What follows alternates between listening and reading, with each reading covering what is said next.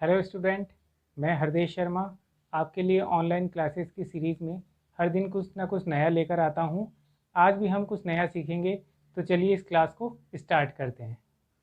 Hello student, आज हम बात करने वाले हैं व्यावसायिक संगठन के स्वरूप कितने प्रकार के होते हैं और उन्हें किस प्रकार समझा जाए। सर्वप्रथम हम बात करेंगे परिचय की। परिचय का मतलब यह है कि आपको यह समझाया जाएगा कि व्यवसाय प्रारंभ कैसे किया जाता है। अगर आपके मन में विचार है कि मुझे अपना व्यवसाय प्रारंभ करना है, तो आप कैसे करेंगे।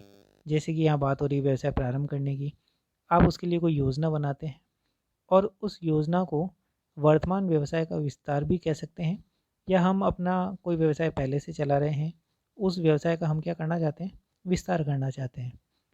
तो उस संगठन के स्वरूप के संबंध में हमें एक महत्वपूर्ण निर्णय लेना होता है, और वो ये निर्णय है कि हम हमारे पास जितने भी उपयुक्त स्वरूप हैं, संसाधन हैं, जिनका उपयोग हमें करना है, उसका निर्धारण किस प्रकार से किया जाए। तो उन सब में सबसे उपयुक्त स्वरूप का निर्धारण करते समय व्यक्ति को अपने साधनों को ध्यान में रखते हुए वहाँ के जितने भी प्रत्येक स्वरूप के लाभ और हानियों को देखकर ही निर्णय लेना होता है कि हमारा व्यवसाय आगे चलेगा या नहीं चलेगा, उसे लाभ होगा या हानि होगी।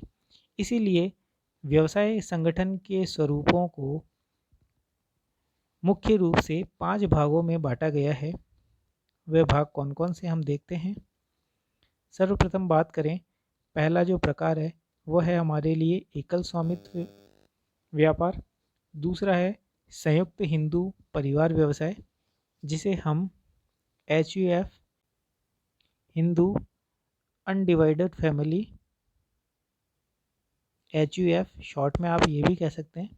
तीसरा प्रकार है हमारे लिए साझेदारी का, जिसे हम पार्टनरशिप कहते हैं।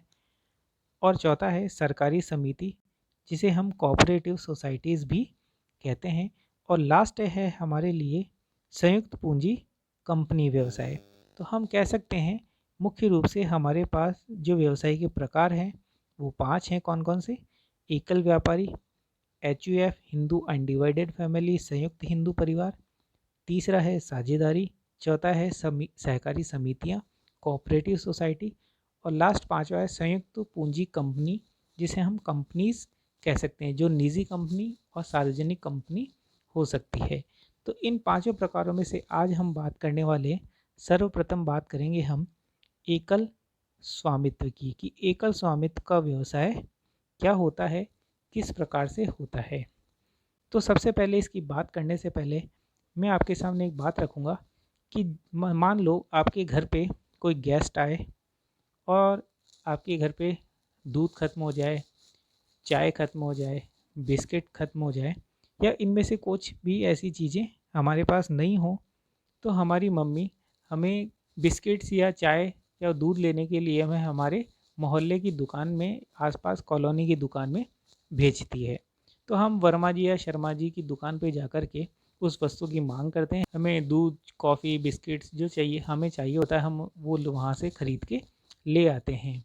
तो आपने अभी गौर किया होगा कि हमारी कॉलोनी में जो आसपास की जो दुकानें होती है छोटी, जिन दुकानों से हम सब्जियाँ या किराने का सामान या कुछ ऐसी वस्तुएं जो हमारे दैनिक दिनचर्या में काम आती है, वो हम पास की दुकान से जा कर के ले आते हैं। तो ऐसी छोटी जो दुकानें होती है कम आकार की, इन दुकानों के मालिक को ही, स्वामी को ही हम एकल स्वामित्व के अंदर शामिल करेंगे। तो यहाँ पे आपको समझ में आ गया होगा बेसिक कंसेप्ट कि एकल स्वामित्व का मतलब क्या होता है। बहुत सी बार क्या होता है, हम सायंकाल के समय अपने आसपास की छोटे स्टेशनरी स्टोर से रजिस्टर, पेन, चार्ट पेपर आदि बहुत सारी चीज़ें खरीदने के लिए जाते हैं। तो संभावना यही रहती है कि आप इस सौदे के दौरान किसी एकल स्वामित्व व्यक्ति के संपर्क में आते हैं, यानी वो जो दुकानदार है वह हमारे लिए क्या बन जाता है, एकल स्वामित्व का व्यापारी बन जाता है। एकल व्यापारी व्यावसायिक संगठन एक बहुत प्रचलित रूप है। हम अगर इस एकल व्यावसायिक संगठन को ढूंढने जाएं तो हमें ये हमारे आसपास 2-4 मकान छोड़ कर के भी मिल जाता है, क्योंकि छोटे आकार के व्यवसाय के लिए बहुत उपयुक्त होता है।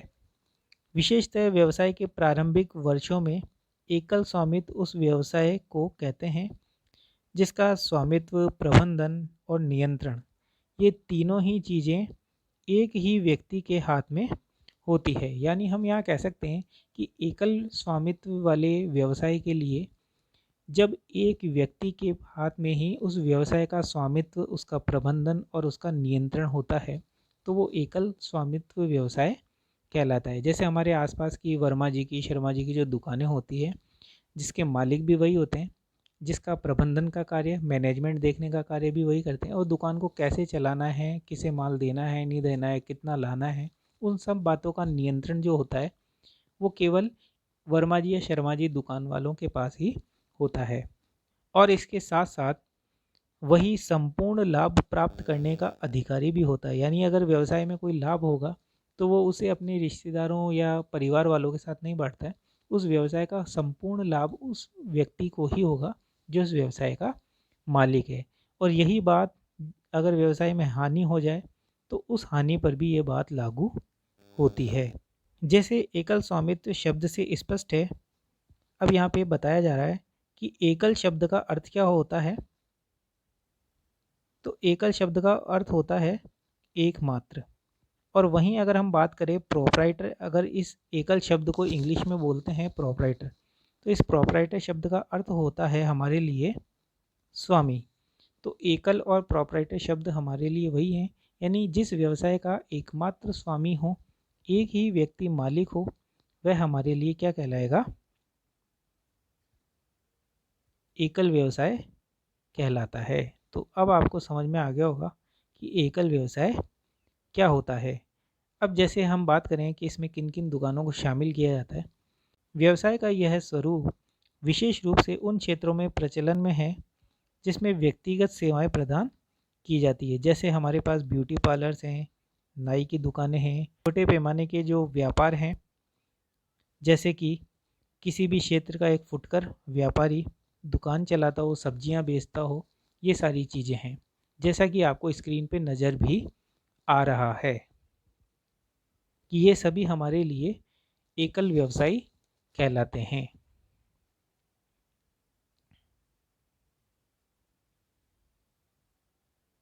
चलिए अब हम बात करेंगे एकल व्यवसायी के लक्षण कौन कौन से होते हैं।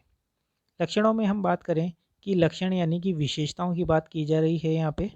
तो सबसे पहली एकल व्यवसाय की जो विशेषता है वह विशेषता है हमारे लिए कि एकल व्यवसाय का निर्माण और समापन किस प्रकार किया जाता है।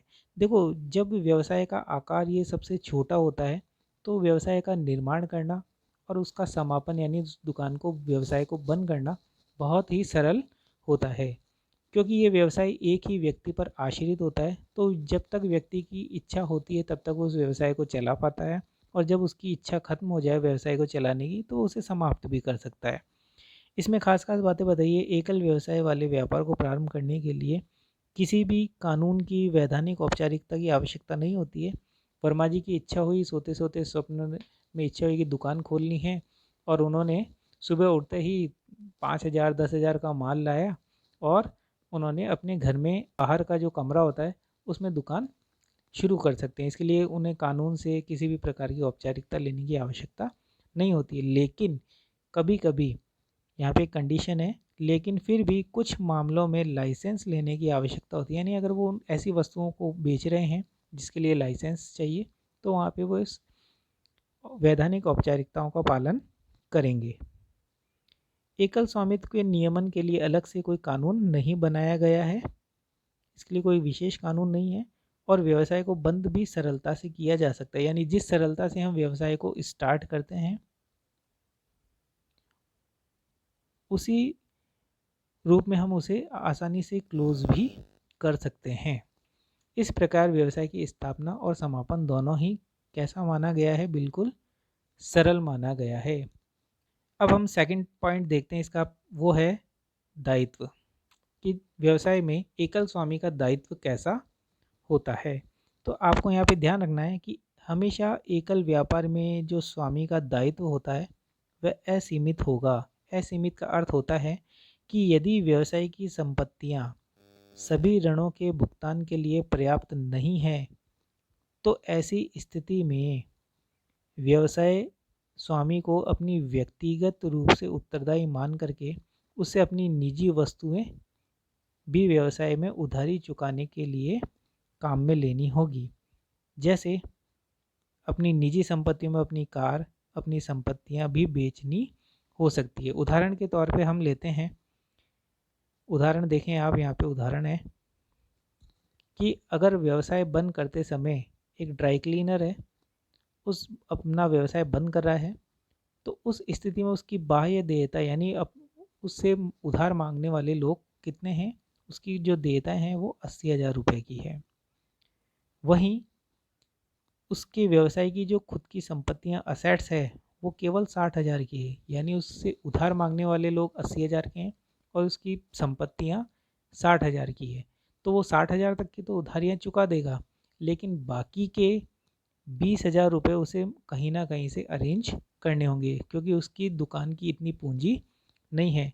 तो ऐसी स्थिति में स्वामी को अपने निजी स्रोतों से उस 20,000 रुपये को चुकाना होगा। अब उसके लिए उसे अपनी निजी संपत्तियां ही क्यों ना बेचनी पड़े। इसलिए कहा जाता है कि हमेशा स्वामी का जो दायित्व होता है वो कैसा माना गया है, असीमित माना गया है। तो आपको यहाँ पे ये ध्यान रखना है। आज की वीडियो क्लास में बस इतना ही।